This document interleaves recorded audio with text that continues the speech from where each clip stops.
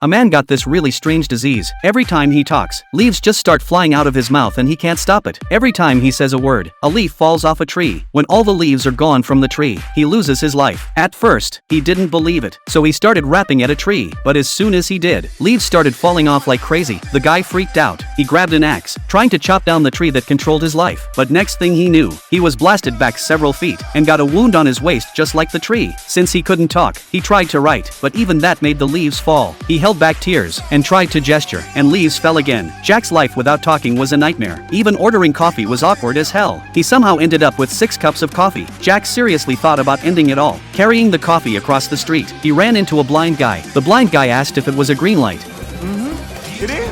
Thanks, fellas. Jack misled him, and the guy walked right into the middle of the street. Jack had to run to save him, and not only did the coffee spill, but it caused a whole chain of accidents. Finally getting across the street, he lost the last cup of coffee. Now Jack could only communicate with his eyes. He could get by with regular people, but not with clients. When he met the client, he totally messed it up. His boss told him to make up for it by landing another order. So Jack had no choice but to send his assistant, but the assistant was a complete idiot. Not only did he curse out loud, but he started hitting the client's arm and smashing the client's table. Just then, the gardener started watering the plants. Jack started sweating in the restaurant with him, and the client was totally pissed. When the boss found out, he got furious. He gave Jack one last chance, telling him to seal the deal with another client over afternoon tea. But when Jack got there, the gardener started spraying for bugs, and with the mist rising, Jack got dizzy and started acting drunk, accidentally shoving a cookie into his boss's nostril. The boss fired Jack on the spot, and to top it all off, that night his wife invited him to a hotel. But since he couldn't talk, he pissed her off, and she kicked him out.